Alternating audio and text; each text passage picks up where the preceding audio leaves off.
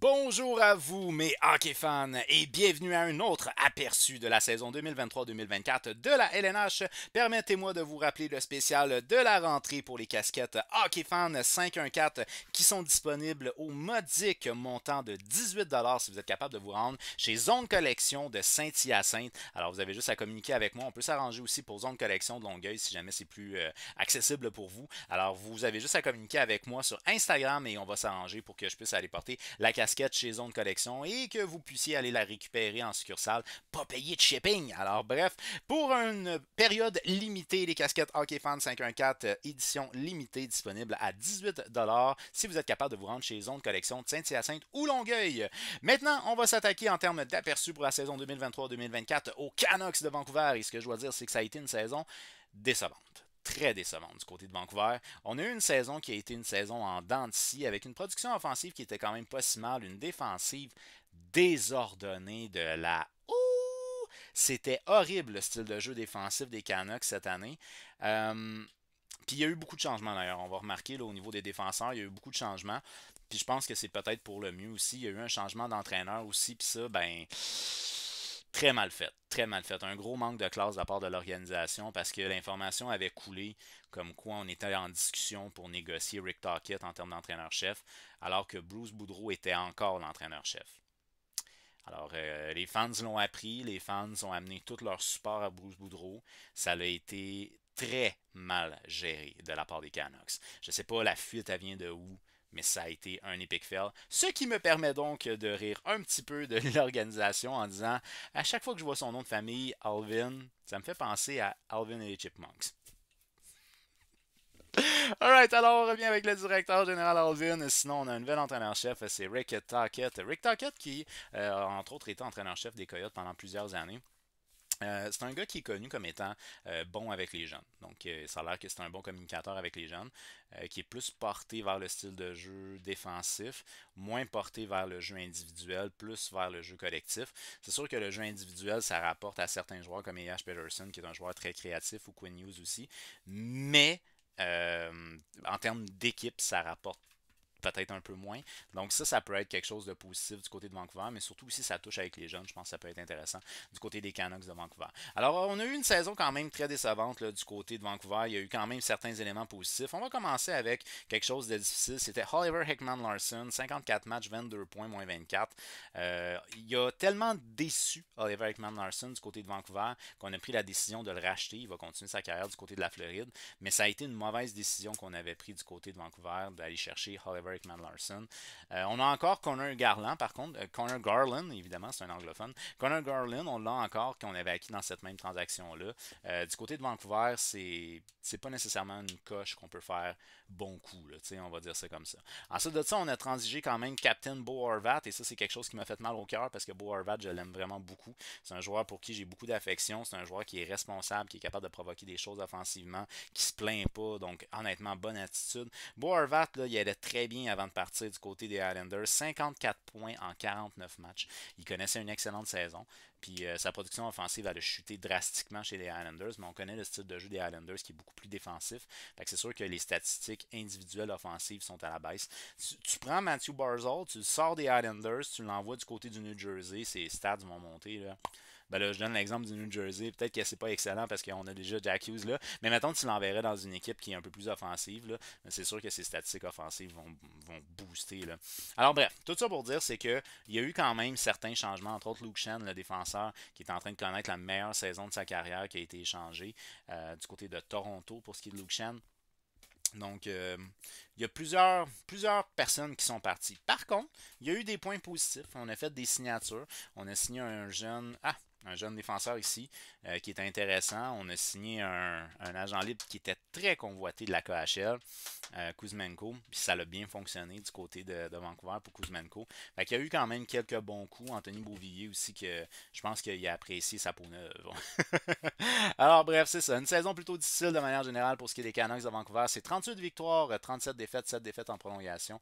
Donc 38 victoires pour 44 défaites lors de la saison 2022-23. On a un total de 83 points, ce qui nous permet de terminer au 11e rang au niveau de la conférence de l'Ouest, au 22e rang au niveau de la Ligue nationale. Évidemment, on ne participe pas aux séries éliminatoires avec des statistiques comme ça. Une moyenne de buts marqués de 3,29, ce qui nous place à la 13e, dis-je bien, position dans la Ligue nationale. Une moyenne de buts encaissés de 3,61. Ça nous place 25e dans la ligue. On marque en moyenne 3,29, on en accorde 3,61. Ça a été une boucherie pour les gardiens de but. C'est vraiment pas évident du côté de Vancouver au niveau du style de jeu défensif. Vraiment pas évident. Alors j'espère que l'identité va changer un peu avec Rick Tocchet parce que on en a grand besoin. Au niveau de l'avantage numérique, on a terminé 11e avec 22,70% d'efficacité en désavantage numérique 71,6%, ce qui est le pire désavantage numérique de la Ligue nationale. Par contre, on provoquait des choses au niveau du désavantage numérique. Je pense que c'est Yash Peterson et JT Miller qui ont fini genre dans le top 5 des joueurs avec le plus de points en désavantage numérique l'année passée. Mais ça vous donne une idée du style de désavantage numérique. C'est un désavantage numérique qui est porté vers l'attaque. Fait que mais c'est sûr.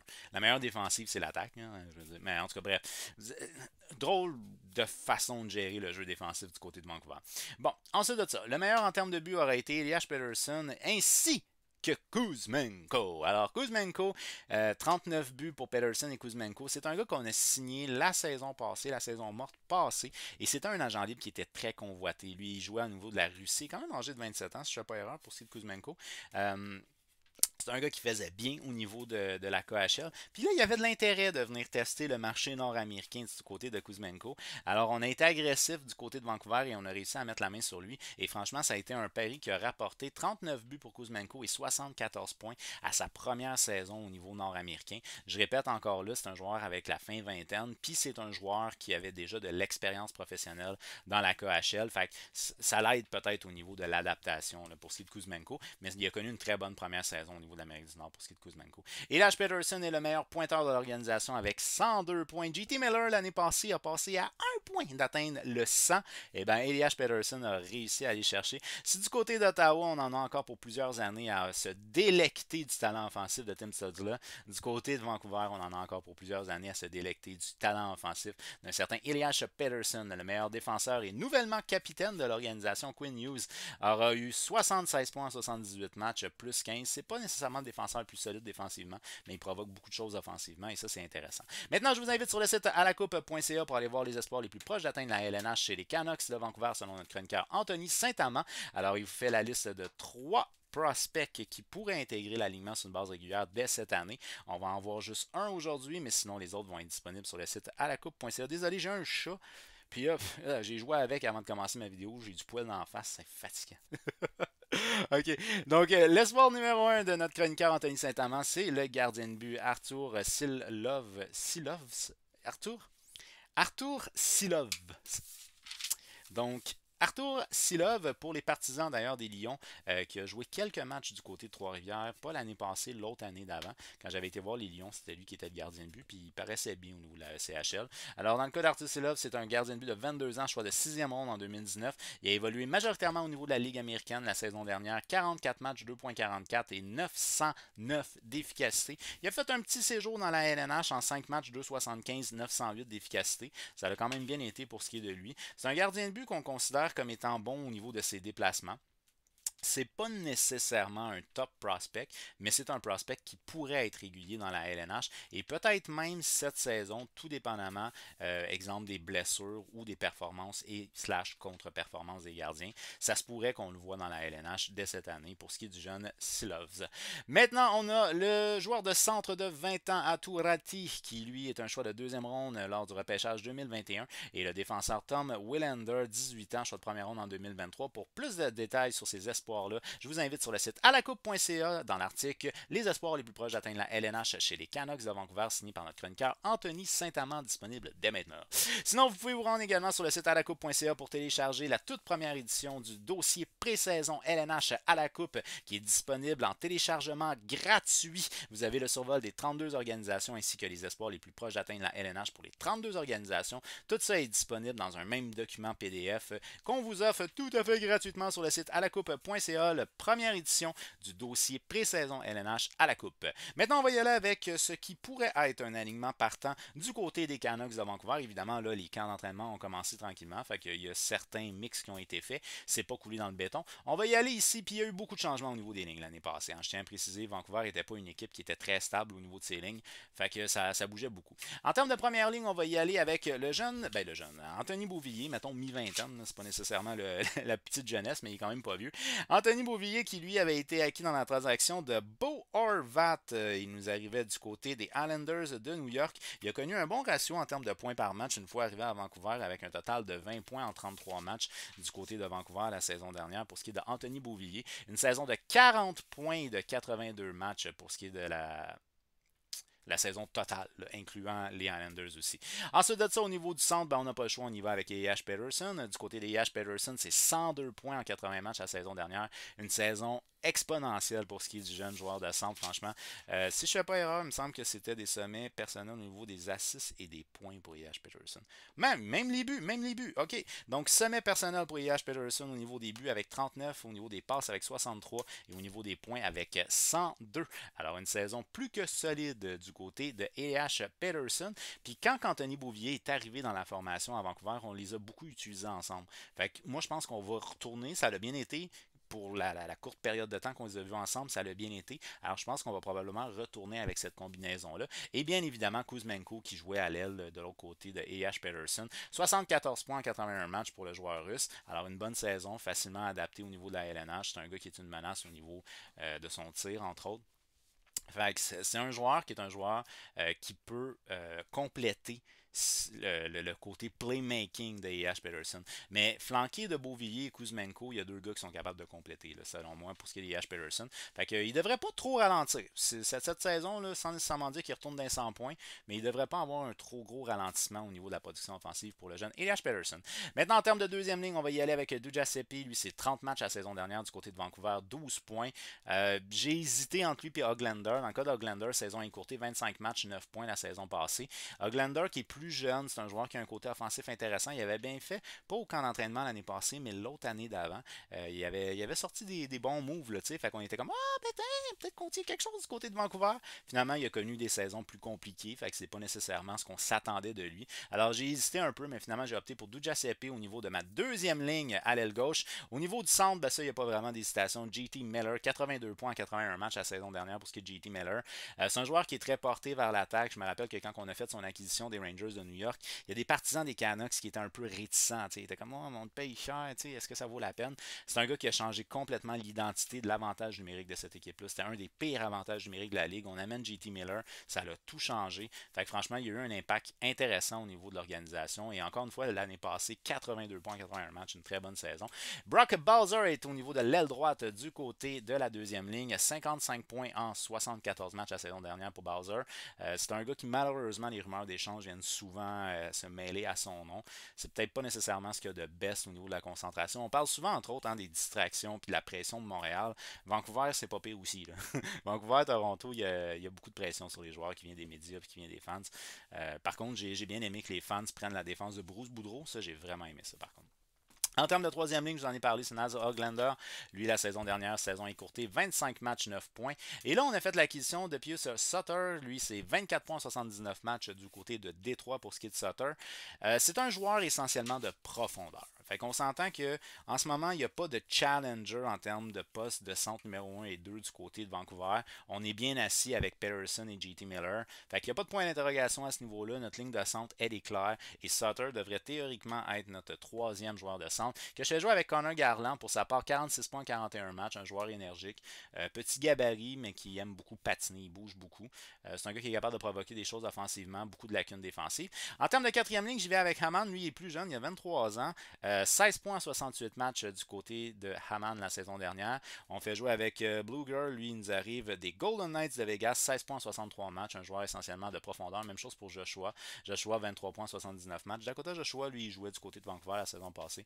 Mais c'est un joueur essentiellement de profondeur. Dans le cas de Mikheyev, lui, j'ai mis la petite croix ici. Je ne sais pas si on la voit. Ouais, on la voit un petit peu. C'est pour dire qu'il est blessé. Au moment de faire ma vidéo, il est considéré au jour le jour. Fait que je ne sais pas s'il va commencer la saison ou non. S'il commence la saison, normalement, ça devrait être lui qui va être niveau de mon top 6. Là. Fait que Giuseppe, là, il prend le bord, puis Mikheyev devrait théoriquement être dans mon top 6 là, pour commencer la saison. Il n'avait pas connu une mauvaise saison pour ce qui est de Mikheyev, mais lui, il nous arrivait de Toronto. Mikheyev, c'était sa première saison en fait du côté de Vancouver. Il nous arrivait de Toronto. Il a joué un total de 46 matchs, 13 buts, 15 passes, 28 points. Fait que c'était quand même pas mauvais au niveau de la production offensive. Mais malheureusement, il a été malchanceux. Donc, c'est cela. Et par la suite, en temps de scratch, on y va avec Studnicka. Maintenant, au niveau des défenseurs. Là, j'ai décidé d'y aller avec une certaine constance. Puis quand je dis une certaine constance, là, Hughes, je pense qu'il jouait avec Shen. Puis Meyer, je me rappelle pas, mais en tout cas, les deux jouaient pas vraiment régulièrement ensemble, mais au moins les deux étaient dans l'équipe, tu sais. Fait que je me suis dit, on va mettre les deux ensemble. Quinn Hughes est assurément ton premier défenseur, malgré ses lacunes défensives, mais il back, là, faut que j'y donne quand même. C'est un gars qui, plus que ça va, plus qu'il a l'air de développer son hockey sense. Puis ça, c'est intéressant. Offensivement, il l'a toujours eu. Défensivement, c'était plus difficile. Mais l'équipe est. Donc, en tout cas, bref, 76 points, 78 matchs pour Quinn Hughes, nouvellement capitaine cette année. Que je fais jouer avec Tyler Meyer, évidemment, un grand et gros défenseur qui je dirais. 17 points, 78 matchs. C'est pas un gars que je veux nécessairement dans mon top 4, le Meyer. Au pire, sur ma deuxième paire, idéalement sur ma troisième. Mais bon, que voulez-vous, on fait avec ce qu'on a. Par la suite, on a fait l'acquisition de Carson Soucy, lui qui évoluait du côté du Kraken de Seattle la saison dernière. 16 points, 78 matchs. Un défenseur plus solide défensivement, et ça, c'est intéressant. Philip Ronek du côté de Vancouver. Bon, Ronek, il a joué, je pense, c'est 5 matchs à Vancouver. Okay. Lui, il nous arrive de Détroit. C'est un défenseur mobile qui aime appuyer l'attaque. 39 points, 64 matchs à la saison dernière, c'est un sommet personnel pour lui. Okay? Et c'est un gars qui pourrait peut-être surprendre la direction des Canucks.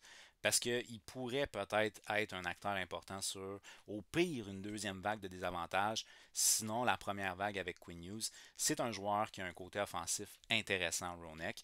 Malheureusement, il s'est blessé, puis c'est ça, il me semble qu'il a joué juste 5 matchs avec l'organisation. Il était en bleu parce qu'il était là l'année passée avec les Canucks, mais le gros du temps qu'il a été là, il était sur la liste des blessés. Alors, c'est quand même 39 points, 64 matchs la saison dernière pour ce qui est de Ronek. Ensuite de ça, Ian Cole au niveau de ma troisième paire du côté de Cole, on évoluait du côté de Tampa Bay la saison dernière. 17 points, 78 matchs que je fais jouer avec McWard. C'est 5 matchs la saison dernière, un seul petit point. C'est une signature qui peut être intéressante. Je ne sais pas exactement comment ça va se développer pour ce qui est de McWard.